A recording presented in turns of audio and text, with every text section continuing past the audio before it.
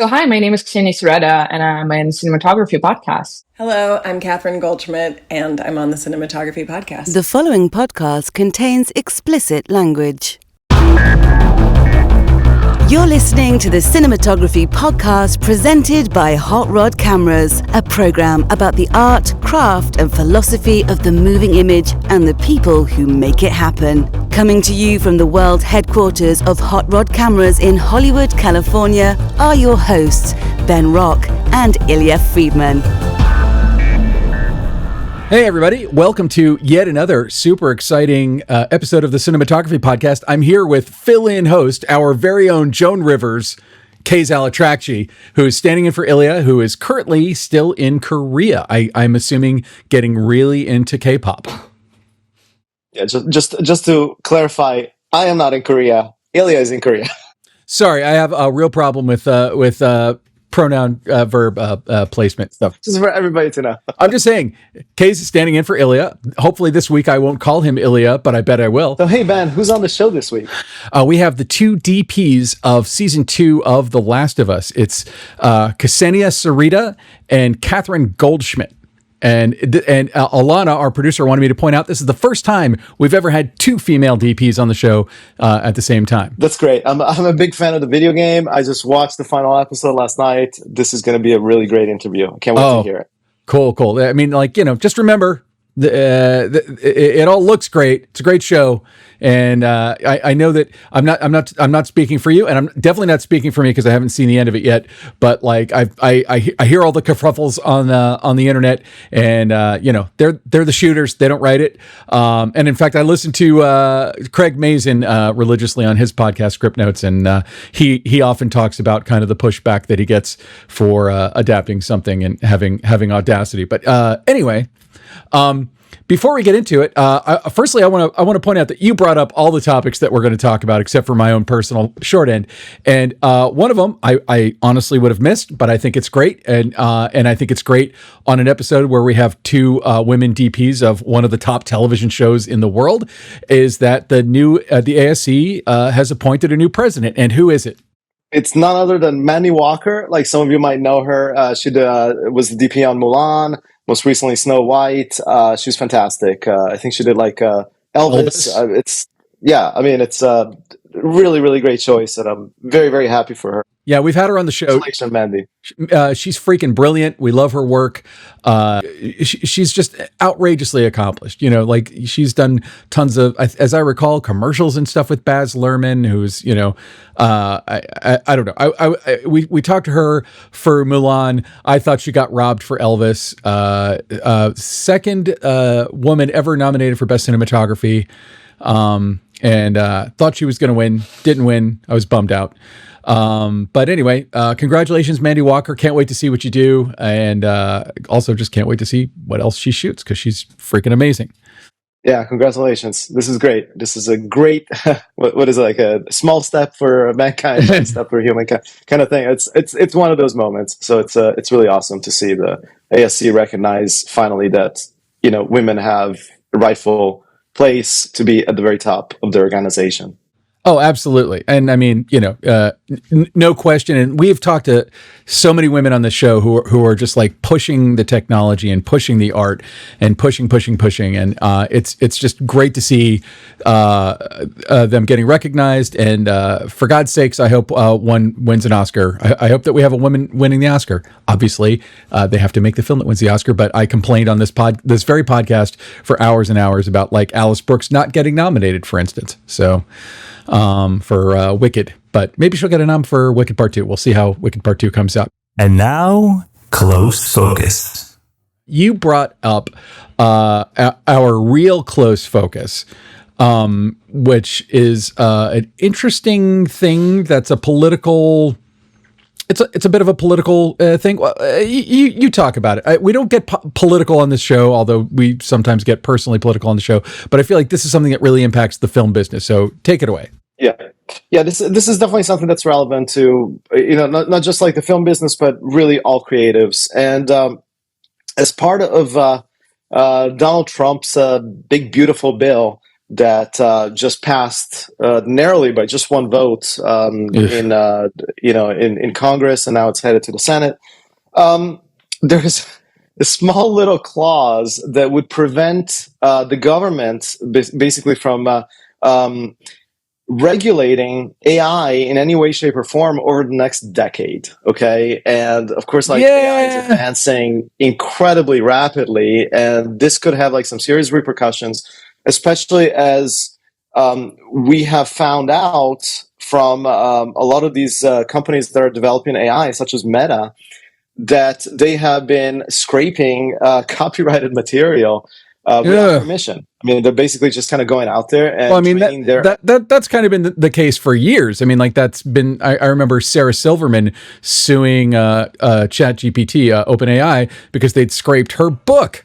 You know, like that's still under copy. I mean, it's like they can go, they can go hit the collected works of Herman Melville, because it's in the public domain. But somebody who's got a book currently in publication, but also they were scraping stuff from YouTube. The way they were getting around it was they were just pulling off the closed captions, so they were able to get like any text off of YouTube. Well, right now, like one of the I guess like strategies that a lot of these companies are trying to use is that they're saying, hey, this is no different than fair use, right? And fair use is a bit of like a tricky little sliver that allows people to use copyrighted works in some very, very narrow ways, such as for education, for instance. Yeah. Or for if you're, writing a film review, for instance, you want to be able to use like images from the movie. Yeah, like a clip. Like a little clip, and it's heavily regulated. I mean, we've all seen like YouTube videos where they show a clip of a movie or whatever, and they can only be a certain number of seconds long. I don't, off the top of my head, know exactly how long they need to be, but it's like you can only use so much of something. So yeah, like fair use is something. Things like fair use and parody get thrown around a lot, but there's actually strict laws around it. Absolutely, and there's one email that was leaked. It was like an internal email in Meta, I believe, that where basically one of the attorneys advised the Meta AI team to never sign, never ask for permission and never ask for a license to be able to scrape a particular work, because they said that if they do that, then they are not going to be able to make the argument that it is fair use. So they're definitely sticking to the fair use, and that's their legal strategy, and that's what's happening. And right now, Congress just is trying to pass this legislative massive bill that, of course, has other repercussions. And as I said, one of the clauses is like hands off on AI technology for the next 10 years. And like I don't even know what's gonna happen 6 months from now. Did nobody read iRobot? I mean, like the first thing you have to do once this crap starts thinking, which it is doing, is put guardrails around the whole thing. I mean, I'm not saying iRobot was a documentary, but like, for God's sakes, we just need to put like strict rules around all of this stuff. You and I have been having kind of an on again, off again conversation about this, because you keep sending me, I forget the AI model that everyone's freaking out about this week. I will be talking about it in my short ends. It's VO3, which is just released. Yeah, so like 10 people have sent me, you're not the only one, like 10 people have sent me VO3 stuff. And as you know, I'm not anti-AI at all.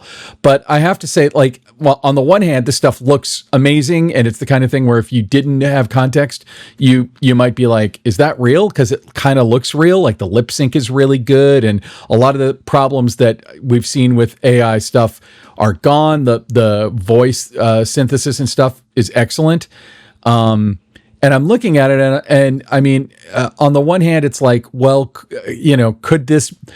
I'm not the only one saying this. There are a lot of people saying Hollywood's cooked. You can't do better than this. This is enabling anyone to make a movie of any quality using anything. And it's like, on the one hand, I don't want to stop that progress. And you said something that I'm like, to me, that's the way to look at it, which is to look at it like this is its own art form. It's not a movie, it's not a TV show, whatever. One of the things that in one of the videos you sent me was like a stand-up comedian, and it did look like a stand-up comedian, but like, do I want to watch AI generated stand-up comedians? I mean, like, time will tell, but that seems awful. Like I don't get the point, because to me, like, we go to creative works of creative output, stand-up comics and movies, songs, whatever, because we're trying to have a human communication. And if AI can perfectly imitate it, like John Carpenter's The Thing, and we can't tell the difference, then it's like, okay, well then what is art? It kind of creates all of these like major existential questions in my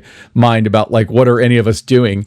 But at the same time, I don't want to stop it, but like a 10-year ban on regulating it. I mean, like AI is going to put every industry out of business. I'm shocked that it's gunning for the creative industry before it puts lawyers out of business, because AI can be a lawyer just as well as a real lawyer. Like AI can read a contract just as well as anyone else. And I'm not saying that lawyers should be out of business. I'm just saying that AI is coming for anyone who does anything in an information-based world. If your job involves a computer, AI is about to replace you. And so what does that leave the rest of us to do? Like, farming? I don't know. Yeah, I mean, yeah. Are we just going to go back to, but even then it's like, yeah, they'll have a robot that can do that. Like, I just feel like if you replace our jobs, then what do we do? I mean, I just want to make it clear that, at least me personally, I'm not anti this technology. I mean, it could have like some really amazing uses in medicine, in science, for sure, in all sorts of things. I mean, what I think is incredibly short-sighted is to say, hey, we're going to put any regulation on hold for the next 10 years, just because of the fact that we, as I said, we don't even know what's happening on a 6-month basis, much less what's going to happen like next year or 2 or 3 or 5 years after that. Yeah. And to be able to say, oh, we're just kind of let this thing kind of regulate itself, I think that's incredibly dangerous and incredibly short-sighted. It's letting the technologists run amok. If you let the technologists run amok, I hope the Senate takes that out of the equation, along with a lot of other things that I think are very worrying about this. The problem is, someone who will remain unnamed might have put $250 million into the election last cycle and also owns his own AI service.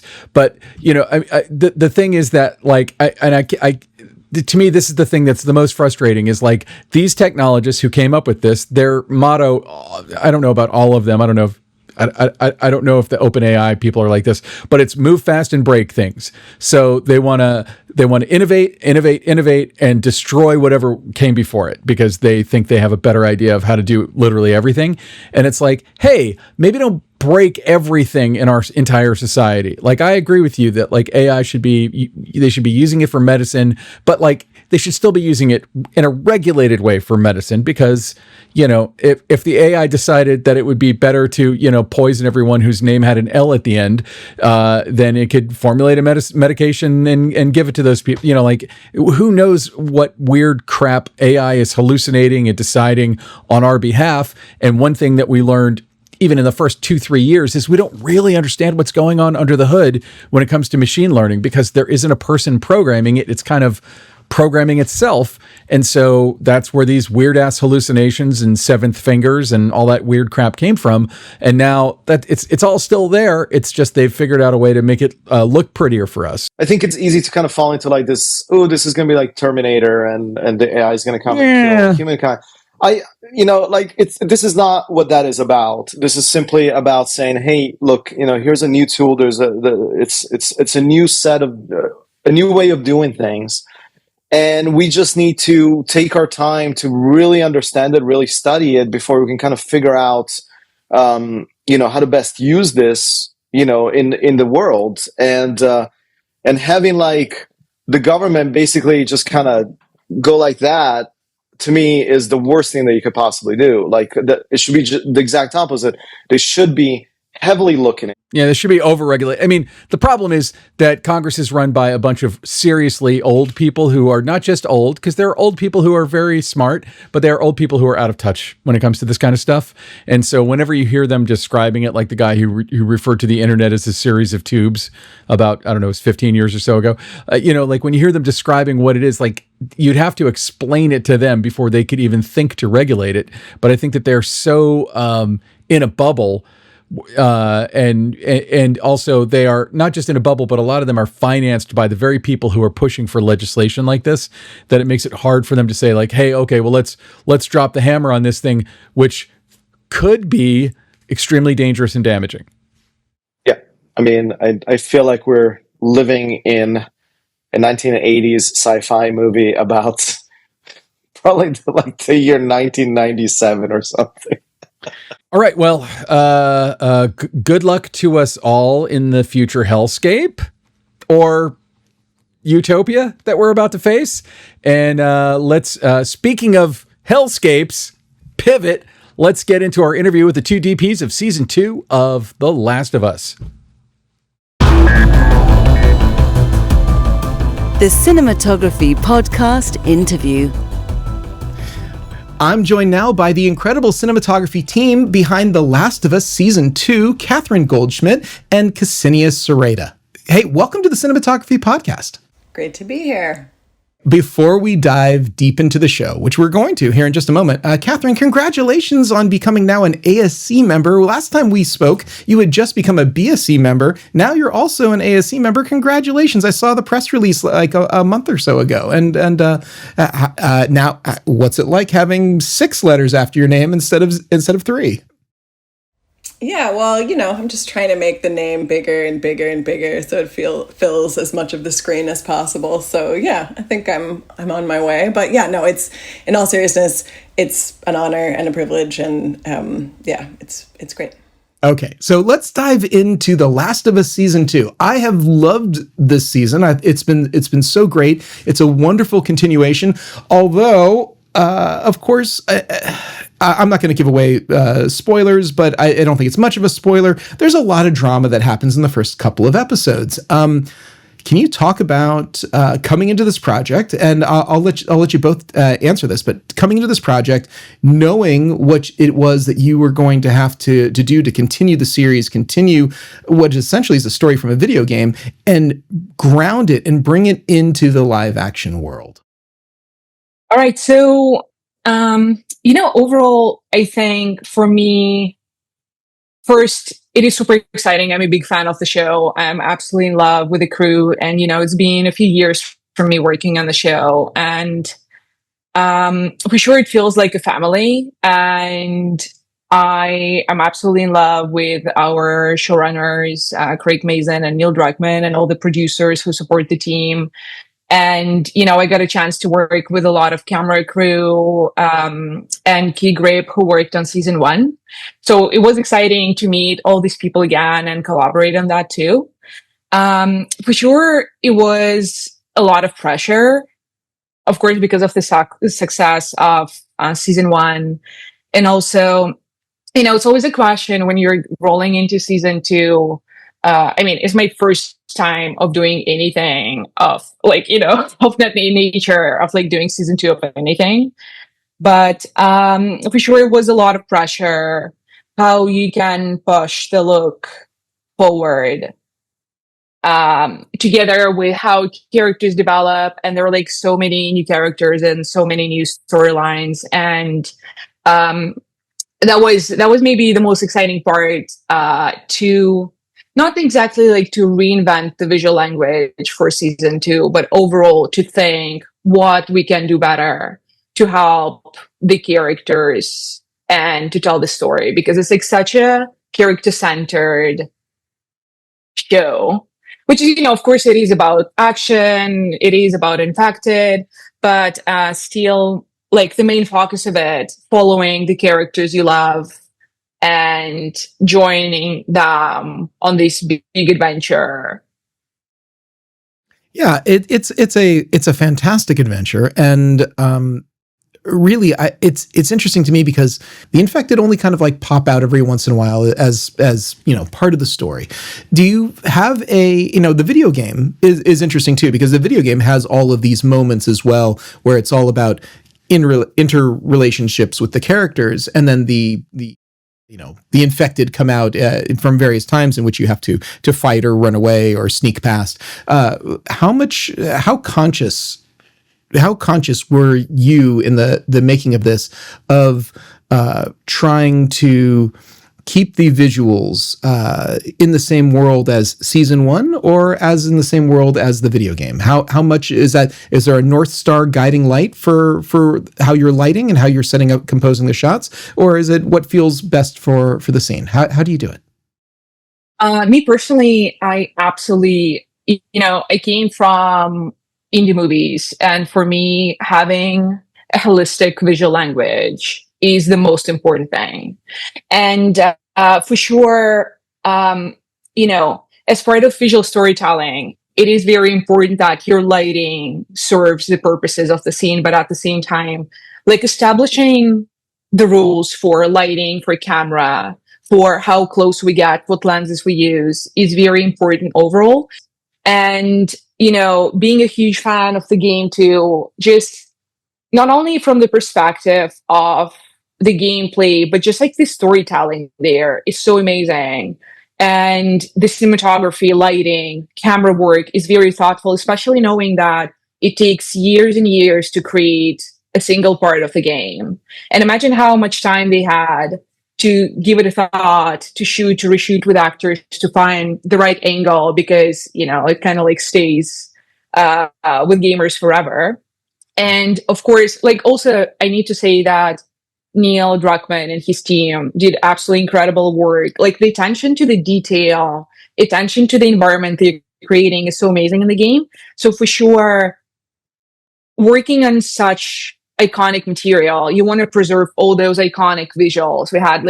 In season 1, there were so many big scenes, which were I don't know if you remember, there was episode 1 and there was a car scene inside when we're inside with Sarah. And in the game, you have a freedom of, watching from her perspective around 360. And we took the idea of that mechanics from the game and applied that to cinematic language. So overall, it is slightly about translating the video game tools into the cinematic language, but at the same time, you want to give more. And, because we don't have the gameplay, and we can have as much time with characters as we want. And we can be very close. We can be very connected to them. We can have much longer shots. And a lot of things we're doing here too are longer shots to give an opportunity for the viewer to coexist with the character. So it's less about cuts and more about connection. It is very challenging. It is very challenging because, environment, lighting, and camera work in the game is so amazing that sometimes it's even very hard to kind of hit the same bar, with real environment. But at the same time, it is more exciting because you have this amazing reference, which you can push even further. So sure. kind of both of the sides of that coin, for sure. And I think our approach, cinematographically speaking, is similar to how they approach writing the scripts, right? Which is that the game is a reference, and there are some scenes in the scripts that are directly taken from the games, and there are some scenes that don't exist and they're new.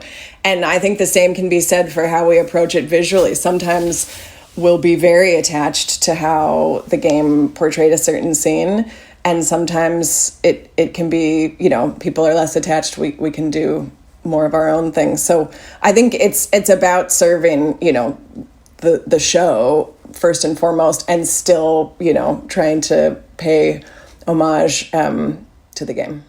I'm really glad that you jumped in, Catherine. I think that it's I got to actually just draw attention to this, but I think this is the first time that I had 2 DPs from the same show talking about the same show together, and the fact that we were able to coordinate this because Ksenia, did you say you're in Budapest right now? Where are you in the world? Oh, sorry, Catherine, you're in Budapest right now. Ksenia, you're in Los Angeles. I'm in Portland. So it's so amazing that all of our schedules aligned right here to do this. How do you take the duties of making the unified look of this entire show? You guys are the 2, first unit, A unit DPs for this whole show. How do you guys split up the labor and make this work? Well, it's obviously episode by episode, and I think Ksenia said it earlier, like each episode is really its own thing. And so it's interesting on this season, there's a different director per episode. So, I worked with 3 different directors, Ksenia worked with 4 different directors. And so that kind of lets each episode, live its own life, but always under the umbrella. Craig and Neil are obviously very involved in making sure it all hangs together as a whole. But that was something that I remember Ksenia told me, right when we had our first meeting, is that, because it's a road trip movie, it's like, we really didn't share that many sets. And so there was a lot of freedom to work with our directors. And that was definitely really attractive to me. But obviously Ksenia, because she shot season 1, the pilot, and, the pilot for season 2, she had been prepping for a while before I showed up. She'd hired all the crew, and yeah, you'd put together this awesome, lookbook. I don't know if you want to talk about that. That was a sort of guiding principle in terms of colors and approach. Yeah, I mean, it's kind of in my practice, it's something what a cinematographer does on any job, and that's it helps to calibrate the visuals, especially when there are so many people working on the show. So I think it's very helpful because I knew everybody can see what's the visual language, all these small parts and details to kind of put it together. And that's something what you bring on initial establishing meetings. And after that, you go with that to the colorist, and it kind of helps you to get through the journey. It is, yeah. So it is interesting because this season has a lot of new elements in comparison with season 1. And for sure, because for me, when I joined this season, I kind of get to, establish a lot of things. And it kind of was interesting this season because we do enter a lot of new environments. And as mentioned before, we do add a lot of characters and new storylines. And talking with Craig and Neil, it was very important for them that all these new elements, they will have not very different, but new color environment too. We're establishing a lot of greens, which are very specific to Seattle, having wet down in Seattle. And at the same time, for people who already got a chance to watch the show, there were different groups in Seattle, which also have specific color coding in their zones too. So it is very interesting. It is in a way, it is less of a road movie as season 1, when every episode is a new city. Here we'll land in Seattle, and after that we start to explore different areas in that. So it was very interesting because it was almost as you're shooting a new show, even though it is not. But for sure, I think for Ellie's character's development, it was very interesting how the camera work and lighting and, composition can support the development of her character and growth. And, there is a very beautiful episode in the season, episode 6, which kind of explains to us how did it happen to her. And inside of that episode, we have a few different sections which are walking us through 5 years of their life with Joel after things in Seattle happened. And that was maybe one of the most exciting episodes for me this season, because you get to work with very beautiful storytelling and you have to answer so many questions, how Ellie is trying to heal her trauma and how Ellie is trying to cope and live with kind of new circumstances. Yeah, I've been describing it as the most beautiful apocalyptic show on TV, I think, right now.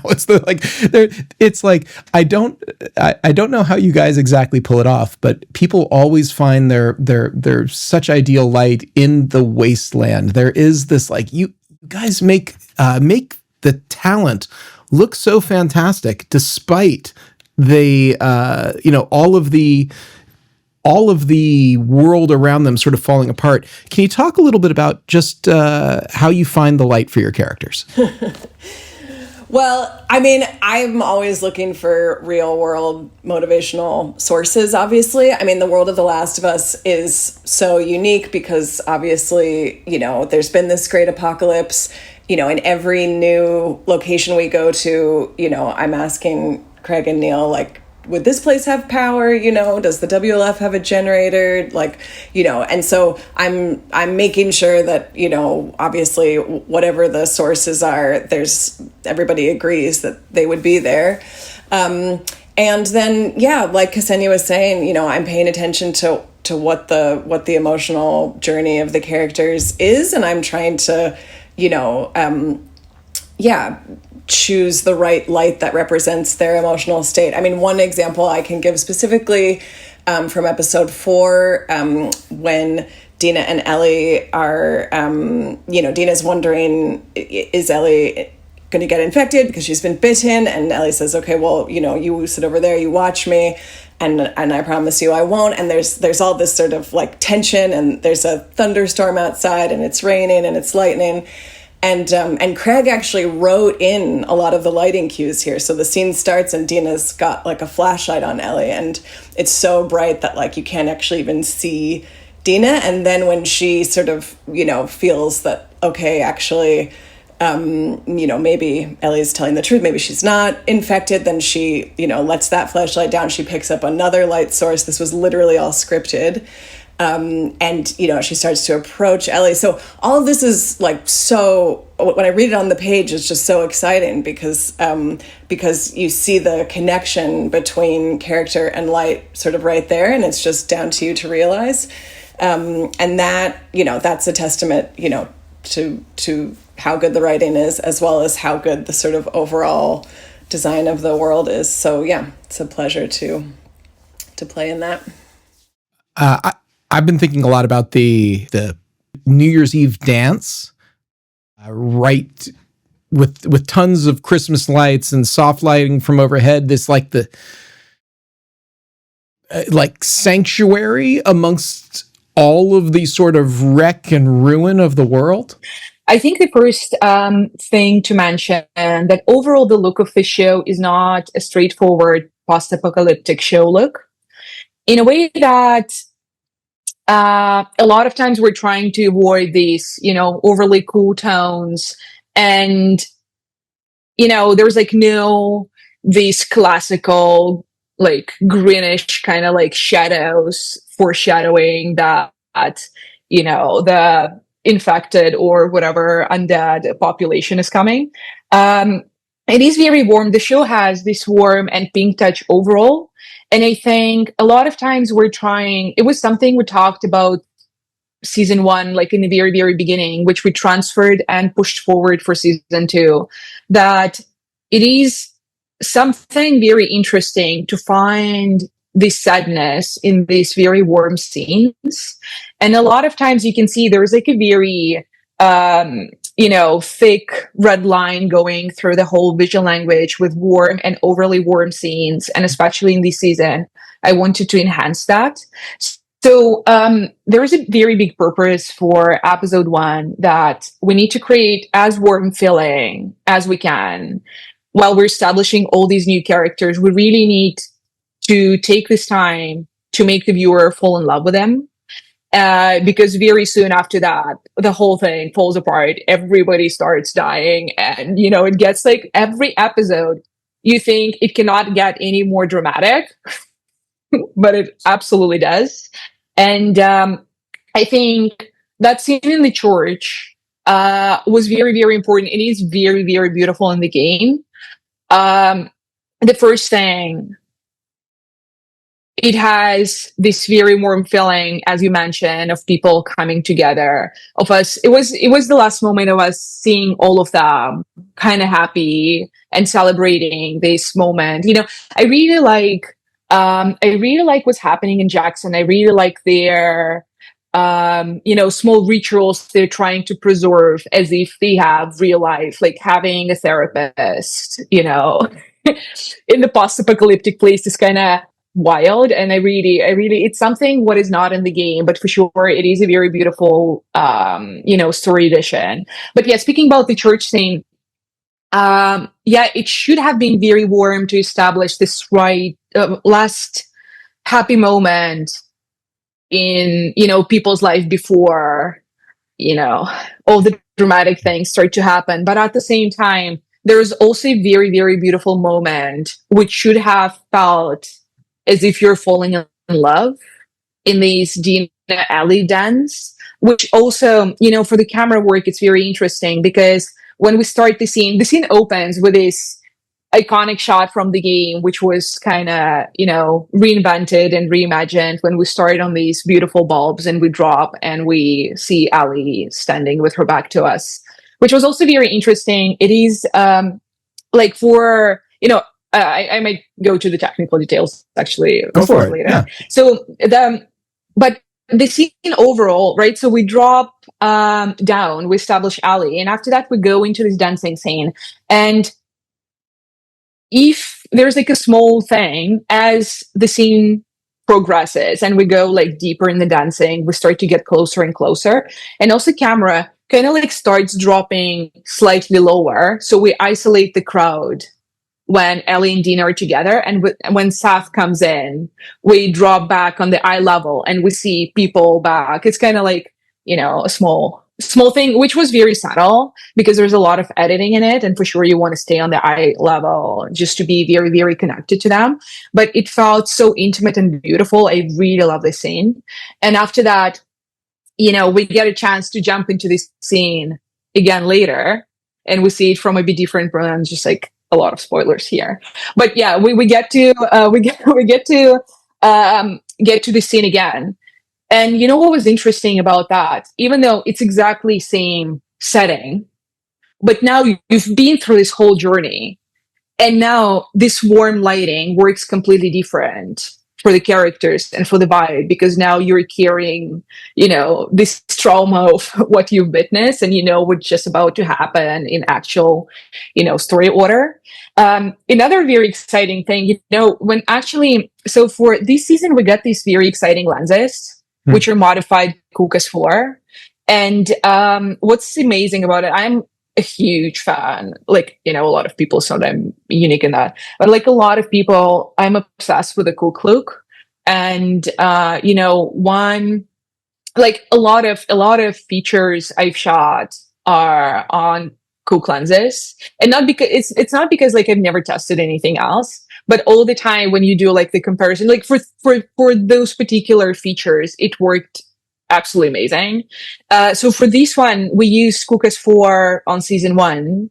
The show is very heavy on overall. There are a few very big lighting looks in the show. Mm-hmm. For a lot of scenes, we're using a lot of flashlights. And frankly speaking, it's a very low lit environment all the time. And you end up using your flashlight as the main lighting source for some of the sequences. And, I always wanted for the flashlights, like, because, it's also like, it's a whole flashlight game we have for like each character. We have like slightly different color for each flashlight.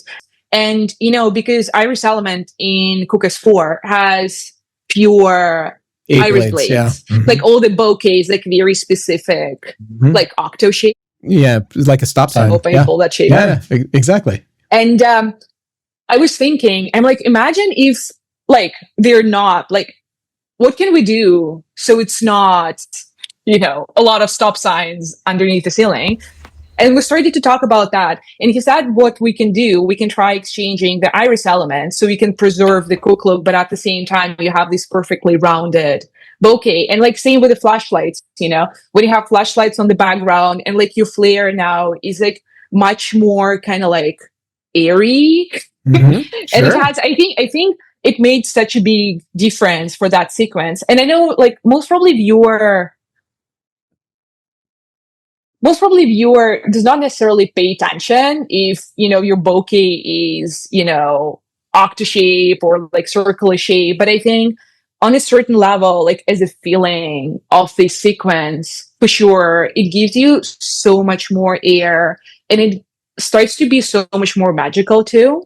And it works because now also some of the lenses became faster. It also helped us in the low light environment. But at the same time, also, it worked for a lot of things in the future, like, open flames and open sources, because we get so much more glare. It's really cool to hear you wax poetically about iris blades, which is not something that I think most of our listeners typically get to do. But just so anyone out there at home, if you're not familiar with inside of the lens, you've got a certain number of iris blades, and Cooke is very famous for their 8 blades stop sign sort of effect. But there are many other types of iris patterns out there and iris blades. And if you're putting ones in there that are faster, which would change a 1.9 lens or 1.8 lens into something that's even faster, the lens might not have ever been designed for that. So you might get all sorts of other aberrations. But if you put the iris in exactly the right spot, it should more or less work. And it sounds like they pulled it off, which is awesome. That's really great. And you end up with a different out of focus area than you otherwise would. And I think that's super cool. And, going back just real quickly to the scene in the church. Yes, it's a warm scene. It feels so tungsten. It feels so, almost monochromatic, which is in such stark contrast to the rest of the show, which has a much cooler look. And you've got all these scenes in the snow. I want to, and you alluded to it, and I think that we're totally safe to talk about it because, my God, it's been weeks now. But the death of Joel. Joel is a primary character from season 1. Early on into season 2, Joel gets murdered, and we get to witness it in all of its horrifying agony because it's this real major turning point in the show and a change of focus. Can you guys talk a little bit about how that how you plan to approach this major pivotal moment in the storyline, as well as the game, as well as the TV series? Yeah, well, so, it was in my first episode, and it was also in my first week of shooting. Okay, so no pressure. Here you go. Welcome to the last of season 2, Catherine. Exactly that. Yes, and I was working with, a new director. We hadn't worked together before, Mark Mylod. Not new to directing, obviously. He's very, very experienced. But new to you. Yeah. New to me, new to each other, and I think both of us, if we'd had our druthers, we definitely would have pushed it, deeper in the schedule just so we could get up to a rhythm, with the crew and everything.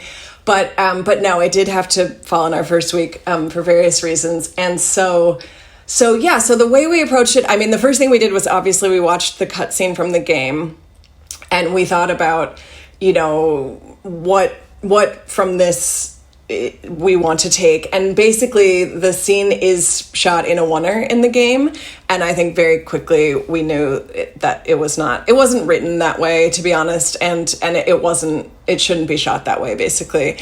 And so I think generally speaking, the approach we took is to try to see it as much from Ellie's point of view as possible.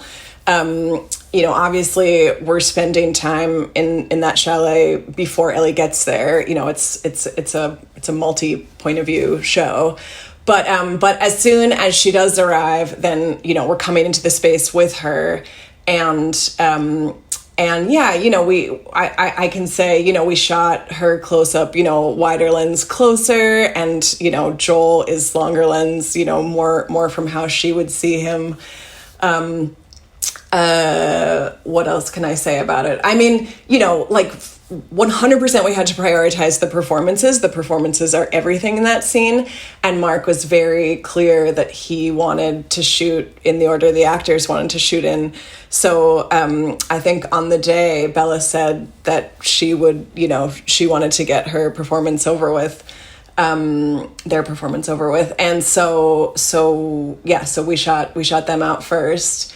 And that's how we wanted to work in that space, basically the whole time, for all the days we were there. We were there a whole week, and was to shoot, always prioritize performance. And for me, what made that tricky, although, thanks to, a lot of planning and a great crew and producerial support, we managed it. But basically, it's the kind of scene when you read it on the page.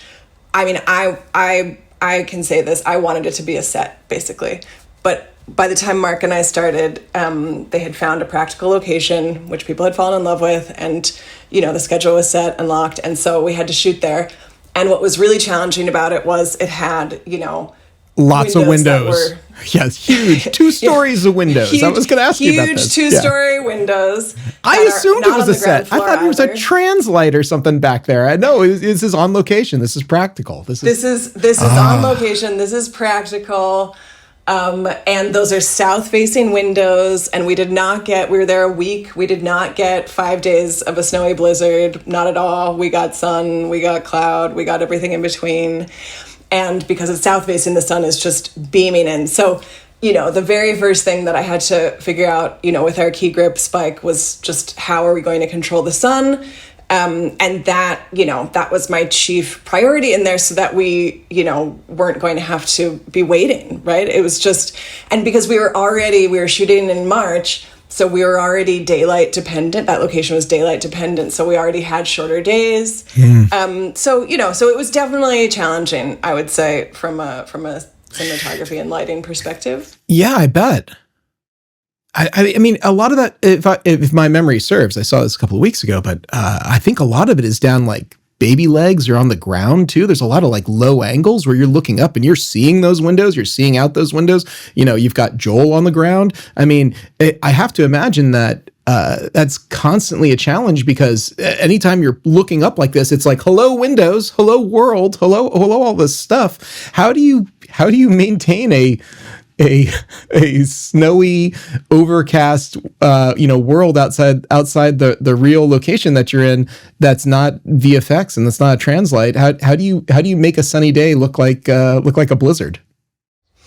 Yeah, I mean, this is the huge irony, right? Because part of the reason why a real location was picked was to avoid excessive VFX for that scene because there are so many VFX throughout the rest of the episode. So everybody, was hoping and praying that it would be snowy out there and a blizzard. And it wasn't. And so, but how we were prepared was, we got a construction crane in there with a 40x60 blackout. The producer was like, why do you need this day exterior piece of machinery when we're shooting an interior? And I said, well, this is basically a day exterior. The production designer, Don McCauley, was wonderful, and he installed these blackout blinds on every window, which he didn't actually want to appear on camera, and we tried our very best to keep them out of frame. I think a shrewd viewer will see them appear every once in a while. But, I had to have that for quick, lighting control just to, keep a hold of what the ambience was in there. And then... But yeah, and then there are some VFX shots in the background because there had to be because it wasn't snowing and it was sunny and so yeah, so they did have to help us. But anyway, my job was to control the light on the people, and so hopefully I mean I think it definitely sells. Yeah, it sells for sure. Yeah, absolutely. All right. So I guess my question for both of you, is there a moment or scene or shot in particular in the season 2 that is your favorite so far? What I love about this show that we are given this opportunity to create this visual storytelling for incredible writing, and a lot of scenes, they are just so interesting how you can, it's just like, it's very hard for me because the writing is so good. And when I read the script, I get like, oh my God, we can do this, we can do that. It's great. It's so amazing. Like there is such a beautiful connection. Also the actors are so incredible on the show that it just like sometimes, creating a close up makes me also, I appreciate myself.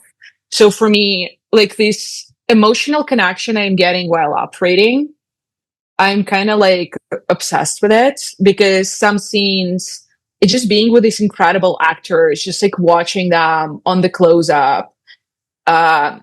It's very emotionally impactful. And there are some moments when, I get like a tear or two, like with Bella's performance, which is absolutely incredible.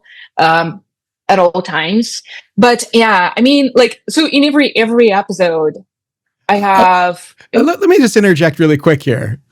Let me interject because you say that, yeah, it's so difficult because the writing is so great. In my mind, it makes me think like with this incredibly fantastic writing, doesn't that make your job easier? Doesn't it make it easier then for you to then? It does, 100%. 100%. I need to say that Craig is for sure one of the most outstanding writers. I think his writing is so visual. As Catherine mentioned before, he has a lot of things which are kind of like guiding you. It's not necessarily, it tells you like cameras here, cameras there, but the way he puts the scene together, I just know, I get a feeling like, it's a one-er, it should have a cut, it should like, we're here, we're there. It's very visual. It's like with good scripts mostly.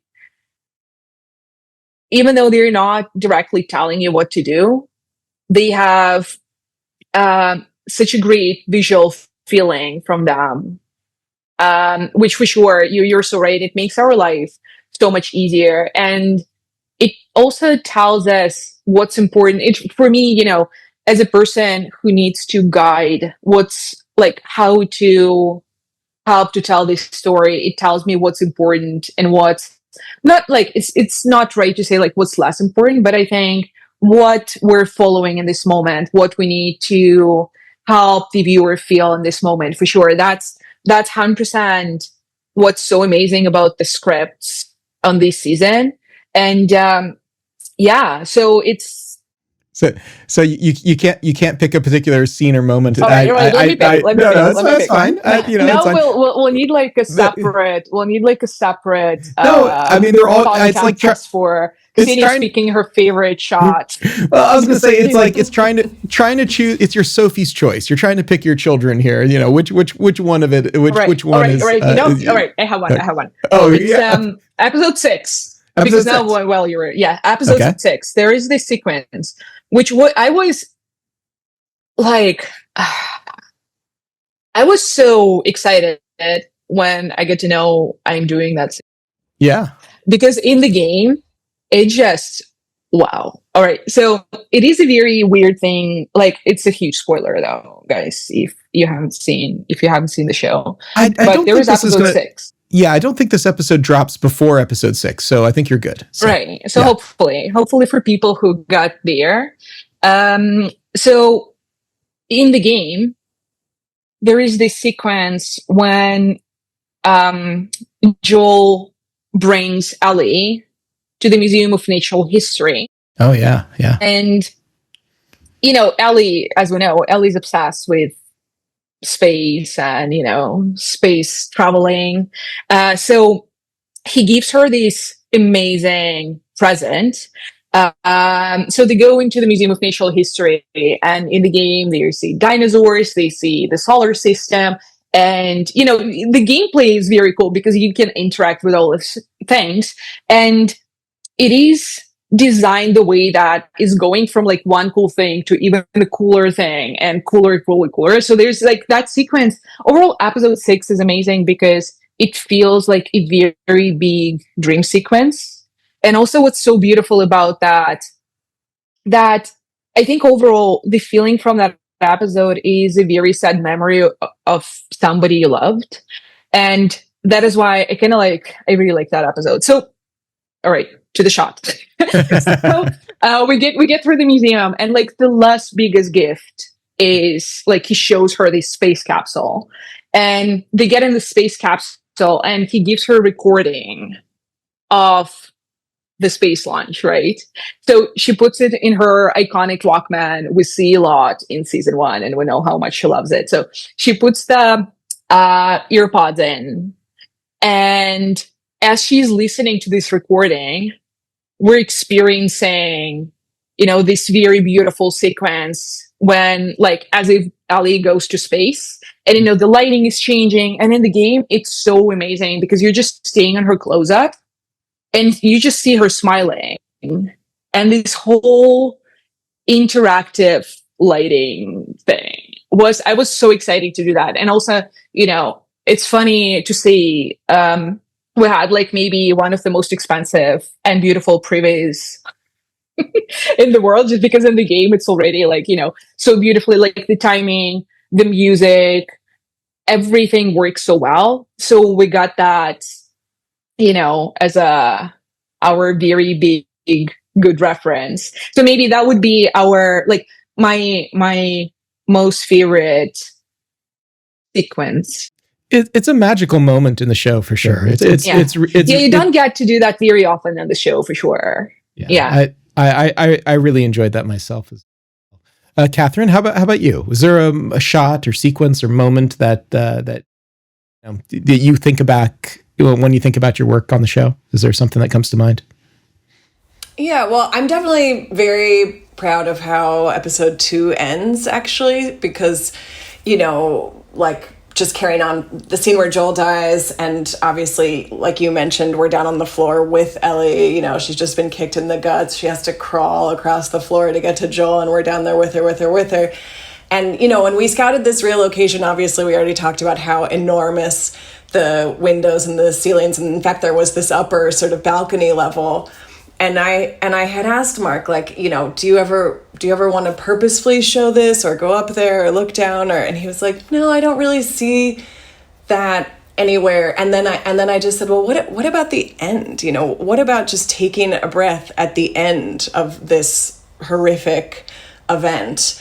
And seeing, them so lonely and isolated in the frame. And because now Ellie's, alone in this world, basically. And so, happily, he was really into that idea. And, so anyway, so that's the shot that ends that sequence. And then that winds up sort of beautifully transitioning into this whole sort of last montage that closes out the episode, to this wonderful song. And and so all those shots, we talked through, we storyboarded, and, the episode has, not the episode, the show in general, the look of the show, right, is it's very handheld. It's very, immediate and grabbed. And, you want to feel like you're just, there as reality is happening in front of you. But this is actually one of the few moments where we did get sort of quite composed and quite sort of, more authorial, I guess you could say.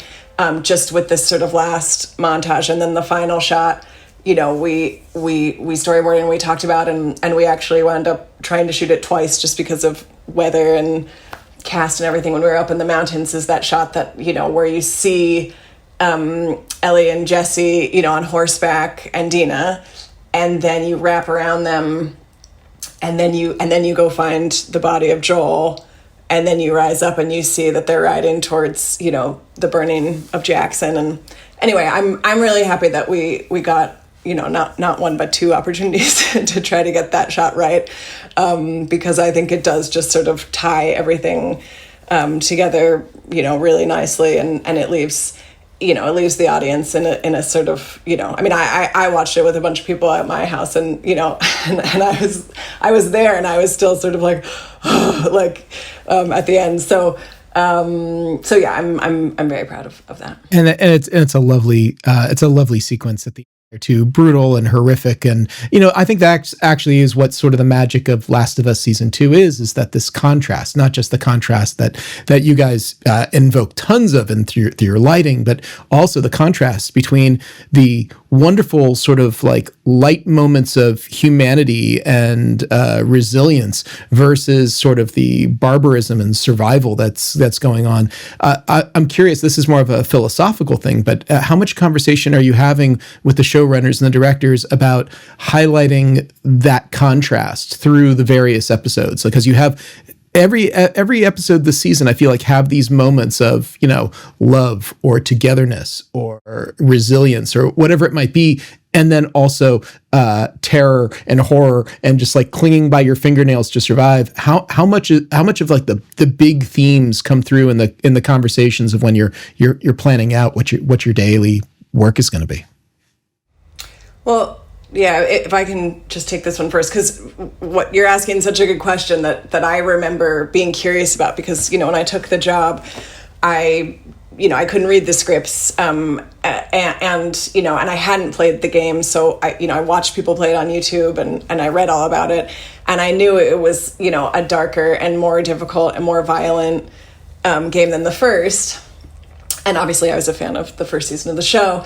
But anyway, so I remember asking Craig and Neil, like, how are you guys planning to sort of tackle that extreme violence? And Craig just said, oh, well, we're always trying to counterbalance it. It should always be, a light and shade scenario.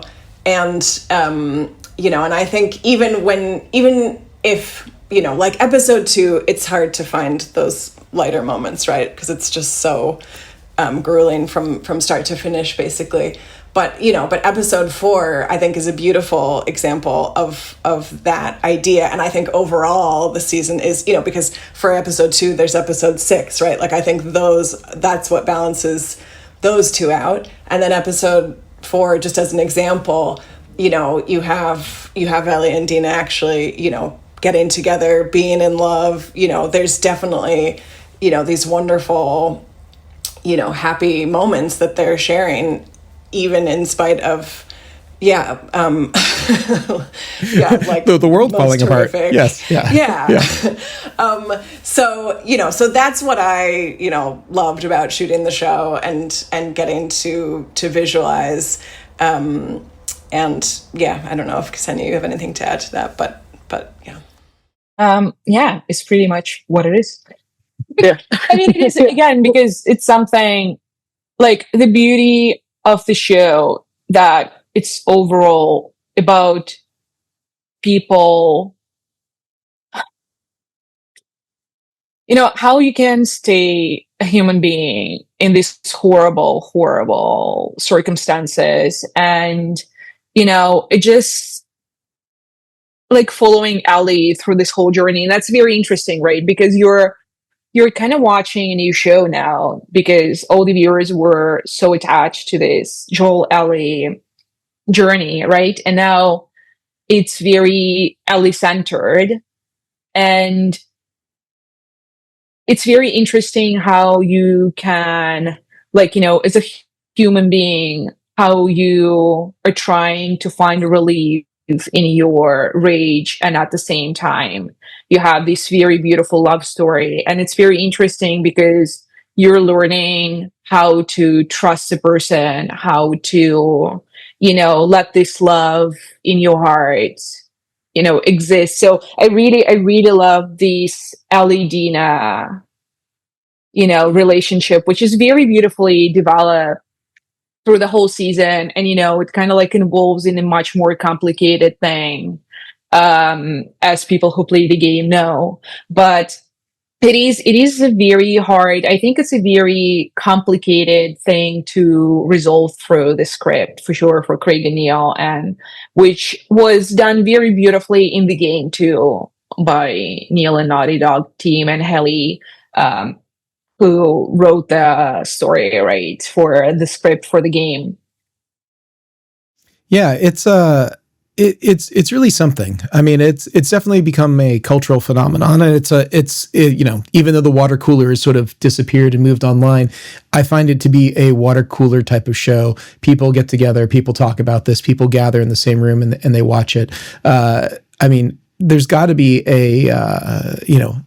a sense of pride, a sense of accomplishment to be part of this cultural phenomenon. I'm curious if it comes up in random conversations, or you see billboards on the street. What's it like being part of the Last of Us sort of universe now, and having this reach that goes out far beyond the game, far beyond what it used to be?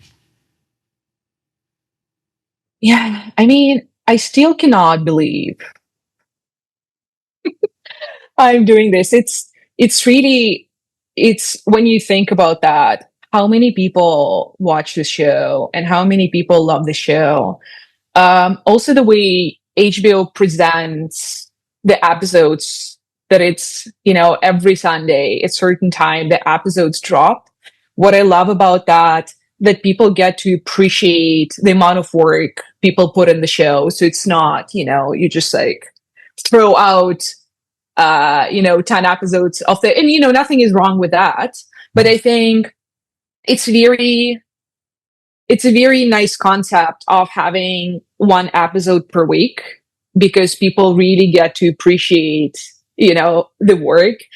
I never had this experience with anything else in my entire life. And I understand that it's like overall a very unique situation when you just know so many people get to enjoy the show, and you really want a lot of people to enjoy the show because it's really, you really get to experience something. And it is such a wild emotional roller coaster to watch it. But at the same time, I think as a viewer, you get to reflect on so many things, and it gives you a lot of, food to,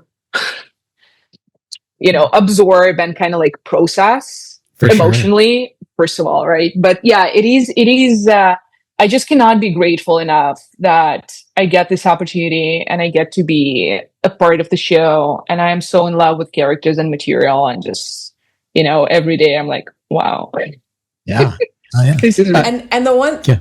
the one thing you told me about Ksenia before I joined, which I had to experience it to understand, but the whole crew loves it so much as well. You can feel that love, truly in just how they show up to work every day, how hard they work, like, how hard everybody works together because they truly believe in the show and connect with it on this like really, pure emotional level. And it was really astonishing. I don't think I've ever seen a group of people, give their all every day for a show like that. So it's pretty cool. I think that's a really great place for us to leave it. Before we go, though, I want to ask each of you, where can people track you down? Ksenia, do you have a official website? Do you do Instagram? Where can people find you? I'm trying to do Instagram. Yes, for sure. Like Instagram would be like a very good place to find me. Or yeah, I have a website. I have that's pretty much what I have. All right. That's it. It's as social as I get. I'm very bad with posting though. All right. Well, tell us what those things are so that we can put them on our official website, camnoir.com, and then we'll link to your website and to your Instagram so people can check you out. You can find me on Instagram. I think I'm just Ksenia Sereda, and same with my website. It's kseniasereda.com. Fantastic. Yeah, that's perfect. Catherine, where can people find you if they want to reach out to you after this podcast? Sure. Well, my website is catherinegoldschmidt.com. I can tell we're both very original. And my handle on Instagram is CGDOP. Right. Fantastic. Well, hey, it's been such a delight. Thank you so much for being on the show. This is a great conversation. And I can't wait to see what you guys do next. Maybe it'll be maybe there'll be a season 3 before you know it. I don't know. I haven't heard anything, but I'm looking forward to it either way. Thanks again for being on the show.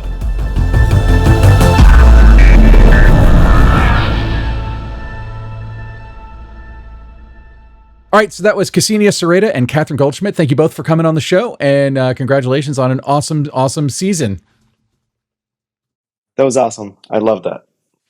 All right, so Kays, it is our patent pending segment of Short Ends where we talk about our personal obsession of the week.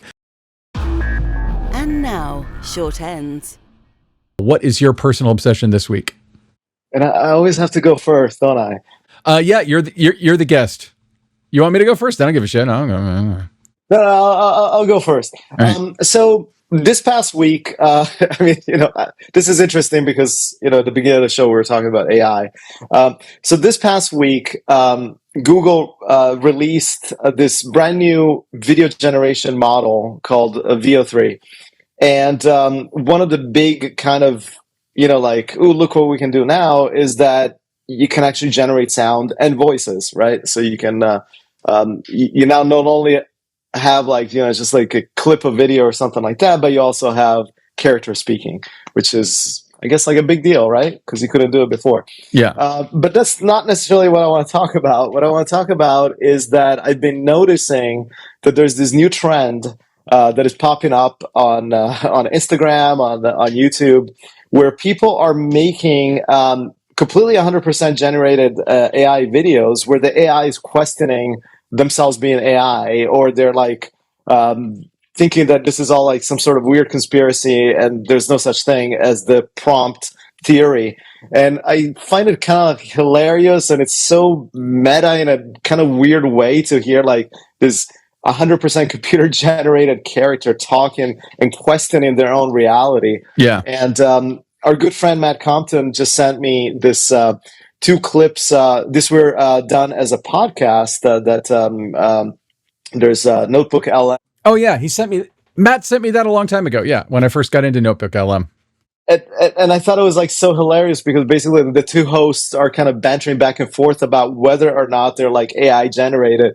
And once again, it kind of becomes this kind of weird existential crisis sort of thing. And I've just been getting sucked into all these videos and audio, and I just kind of find it hilarious. So anyway, I just wanted to mention that as, as my short end, because I thought it's interesting. It's like another evolution of where things are going right now. No, I mean, again, I'm not trying to poo-poo it. I hope it finds its place in an interesting workflow to help make movies. I don't know, man. I think a lot about this, maybe too much, but it's like, okay, so I saw the new Mission Impossible movie, which is possibly the most expensive movie of all time. It's like if someone could just prompt their way through Mission Impossible. Make a movie just like it, basically, and they could do it all with prompts, and it was entertaining. Would I like it? I assume I would. But it kind of calls into question everything I think about when I think about why I would go see a movie like that. And one of the things is like a big spectacle movie that's a big, expensive extravaganza. Those don't come along every day. And if I could just shit one out of my computer every day, then it becomes less interesting, maybe.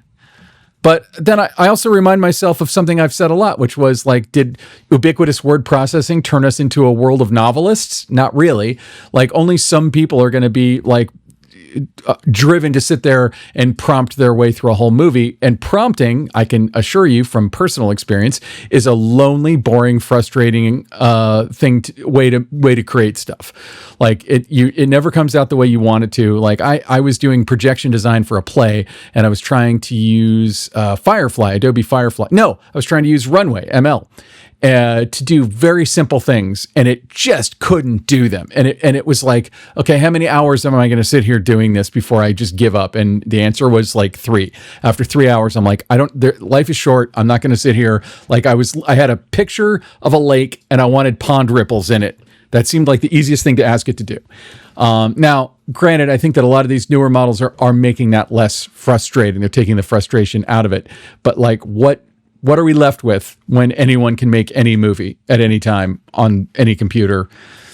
I don't know. But I also think that we're going to have to grapple with what makes a story resonate and what makes things great. I also think the first couple of these are going to suck.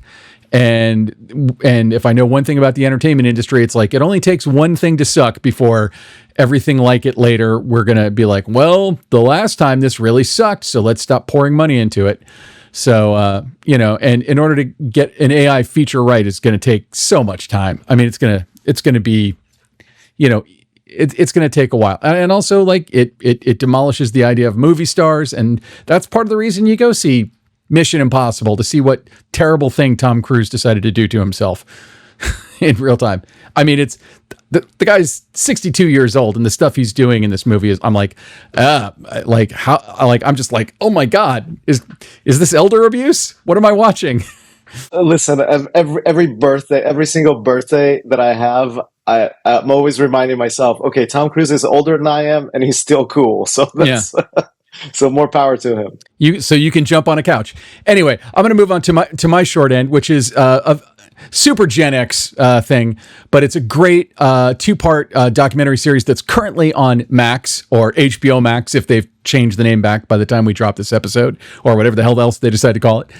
It's called Pee-wee as Himself, and it is fucking amazing. I can't say it enough. It's just a great documentary. No notes. It's directed by a man named Matt Wolf, shot by David Paul Jacobson, and it is a sit-down first-person interview with Paul Rubens that they were doing almost up to the moment that he died, and they didn't know he had cancer.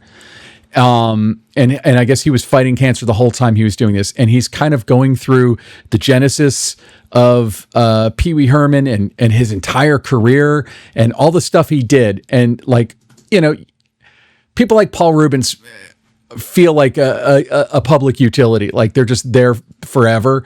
And when they die, you're like, holy crap, you know, that person was mortal, you know. But movies like Pee-wee's Big Adventure almost feels like it just like rose up out of the earth fully formed, like it didn't have to be made and handcrafted. And I even remember the Pee Wee Herman show, which was like the not raunchy, but it was like more adult tilted thing that he created for HBO in the early 80s. But then, of course, Pee-wee's Playhouse and all the stuff Paul Rubens has done, the scandals, which there were 2 major scandals in his life, and he talks about them all. But one of the things I thought was fascinating about this is something you never see in a documentary, which is Paul Rubens, who you realize from the beginning is a total control freak and is not used to handing over the reins of telling his story to anyone else. On camera is arguing with Matt Wolf, the director. So Paul Rubens in the shot, he's looking into the Interrotron or iDirect or however they filmed it. So he's looking right into the lens and he's arguing with how his own story is going to be positioned and how it feels to give away power in the telling of his own story. It's really, really fascinating to watch because we're used to seeing documentaries where it's just kind of the omniscient interview person, like, you know, if it's Errol Morris, you might hear his voice, or you know, I mean, there are a few documentarians out there. Nick Broomfield comes to mind, you know, Michael Moore, who insert themselves into the story on any level, but it's usually just interview, and you could have done a flat ass puff piece about Pee Wee Herman or about Paul Rubens, and it would have still been fascinating. But this is great because Matt Wolf leaves in all of these moments of tension between him and Paul Rubens saying like, oh, maybe I won't give you that thing, or maybe I'm not going to do that. And even kind of tells you, like, at a certain point, he decided he didn't want to do the documentary anymore after they'd already done like 40 hours of interview. It's kind of in a weird way, like a meta commentary on documentary filmmaking in general. And when you have somebody like Paul Rubens, who was kind of a consummate storyteller, not being willing to let someone else tell his story because he clearly wanted to do it himself. It's just fascinating. I never wanted it to end. I thought it was brilliant, top to bottom. Great interviews with other people too, and you kind of see how, you know, like the people he influenced, people like Tim Burton, people like Phil Hartman, like, you know, the world is lousy with people who came up with him at that time, and you don't think of him as the punk rock person that he really was, because I think if he's known for anything, it's probably Pee-wee's Playhouse, or his scandals, which I think there's another thing that he's known for. Well, yeah, but actually, I had like the pleasure of meeting Paul Rubens for like 3 seconds at this. Oh God, it was like a bunch of years ago. It was like a Comic-Con private party, and he was like really gracious. And anyway, I'm so glad, you know, like when people say like, you know, you should never meet your heroes. Yeah. And I was like a little bit like kind of worried that like I was going to approach him and kind of chat with him and he was going to be a total jerk, but he was like super nice to me. And I was like, thank God he was like a nice guy. Anyway, I feel like he got a raw deal, you know, all the way around on some of these goofy scandals, but he managed to come back, you know, like, and for a lot of people that would have been the end of them. And he managed to come back. He managed to stay relevant in the industry, you know, right up until now. Really, I mean, I feel like this documentary is an amazing testament to him. And I think a lot of people are going to see it. But it's not just about him. I sort of feel like it's sort of about the entertainment industry from like 1970 to now. Well, now that I'm finally caught up with The Last of Us, it's definitely the next thing on my queue. So yeah, the last 10 minutes will definitely give you the feels. It like towards the end of his life, it gets a little rough. But anyway, enjoy, check it out, absolutely. So that about does it. Kays, where can people find you? Okay, so I've been, up until now, all these episodes, you're always saying like musicbycase.com is my website, but lately I've been saying go visit my brand new YouTube channel where I repair vintage synths, and even if you're not into like vintage synth repair, just like give me a like or a subscribe or whatever. It's called Kays Labs. It's all one word, KAYSLABS. Kays Labs On YouTube, right? on YouTube. That's right. And I also have an Instagram channel as well. But yeah. Anyway, that's my new passion. And Ben, where can people find you? You can find me at benrock.com and check out my reel. And I have a couple of new things that might be coming up soon-ish, that as soon as I can announce them, I will. And that's about it. But go to benrock.com. Okay, so Kays, we should start by thanking you because you created all the music that we use on this podcast low these 12 years ago. And but who else should we thank? I always say that the key person in this entire operation has to be Alana Cody. Oh yeah, she's single-handedly responsible for bringing all the wonderful guests to the show. So without a doubt, she gets like big, massive thanks. Certainly from me, and I know from everybody else. So we'd like to thank Charlie Nix for editing this, and we did not make his life easy this week, so I apologize. Also, anyway, that about does it. Kays, you want to take us out? I will say, beam me up, man. What? Okay. I don't know. That's crazy. I'm just like, I don't know. Good for me. This has been the Cinematography Podcast, presented by Hot Rod Cameras. Find your next camera, lens, or accessory on the web at hotrodcameras.com. Don't forget to subscribe to our show on iTunes and connect with us on Facebook and Twitter. Thanks for listening.